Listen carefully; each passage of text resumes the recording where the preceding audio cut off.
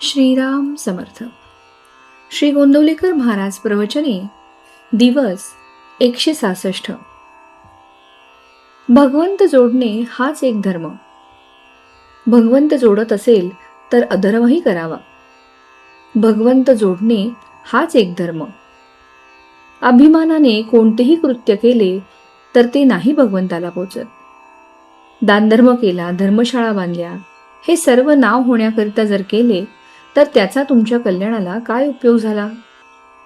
भगवंत जवळ न येता त्यामुळे अभिमान मात्र वाढतो. बाबळीची झाडे लावली तर त्यांना आंबे कसे येतील? मीपणाने केलेले काम नाही उपयोगी पडत. शरण बुद्धीने केलेले काम हाच खरा धर्म. मी भगवंताच्या हातचे भावले आहे असे समजावे. राम करता असे म्हणावे, म्हणजे देवाजवळ शरणबुद्धी धरावी. भगवंताची निष्ठा कोणत्याही वयात आणि कोणत्याही अवस्थेत वाढवता येते. ही निष्ठा कधी कुणाला हार जाणार नाही किंवा कधी कुणापुढे मान लवविणार नाही.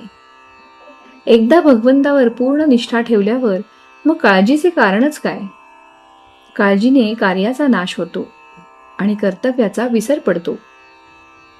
भगवंतावर श्रद्धा ठेवून प्रयत्न करावा आणि जे फळ मिळेल त्यात समाधान मानावे. व्यवहारात सौख्य कर्तव्याने मिळते, तसे परमार्थात सौख्य निष्ठेने मिळते. परमार्थ करणाऱ्या माणसाने कोणाचेही अंतःकरण दुखवू नये. परमार्थ हा लबाड आणि भोंदू माणसाचा नाही, तसा तो बावळ्या माणसाचाही नाही.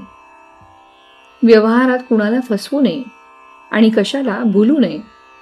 आपली डावपेच किंवा लबाडी लोकांना फसवण्यासाठी नसावी. लोकांकडून न फसण्या इतकेच आपण व्यवहारी असावे.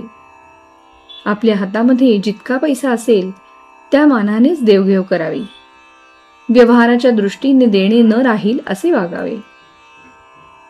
कोणत्याही परिस्थितीत मी राहीन असे जो म्हणेल त्याला कधीच अडचण पडत नाही.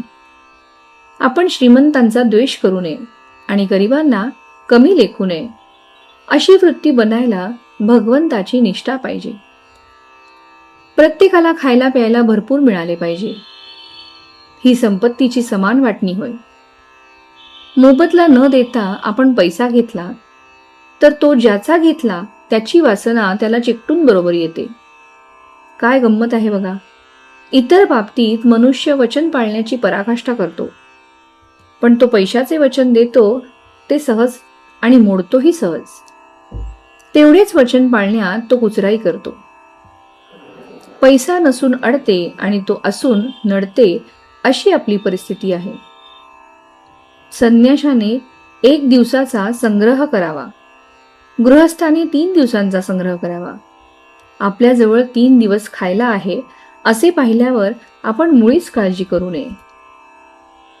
तात्पर्य, मी करता आहे ही प्रपंचातली पहिली पायरी, तर राम करता आहे ही परमार्थातली पहिली पायरी. श्रीराम समर्थ.